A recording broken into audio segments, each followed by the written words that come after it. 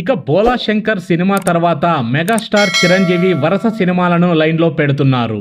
ముఖ్యంగా యంగ్ డైరెక్టర్ల కథలను ఎక్కువగా వింటున్నారని సమాచారం. ఇక ప్రస్తుతం ఆయన విశ్వంబర షూటింగ్లో బిజీగా ఉండగా మరో క్రేజీ ప్రాజెక్టును లైన్లో పెడుతున్నారు.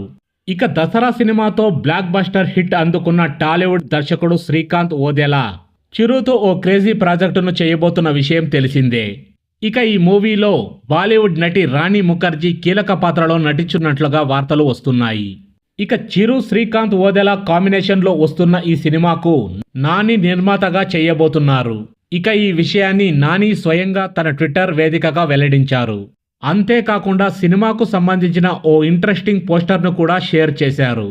ఇక ఆ పోస్టర్లో చేతుల నుంచి రక్తం కారుతున్న ఫస్ట్ లుక్ పోస్టర్ ఫ్యాన్స్లో భారీ అంచనాలు క్రియేట్ చేసింది. ఇక ఈ సినిమాలో హీరోయిన్ పాత్రకు విశేష ప్రాధాన్యత ఉంటుందని టాలీవుడ్ వర్గాలు చెబుతున్నాయి. ఇక ఈ పాత్రకు రాణి ముఖర్జీ అయితేనే పూర్తి న్యాయం చేయగలరని దర్శకుడు శ్రీకాంత్ ఓదెలా భావించారని సమాచారం.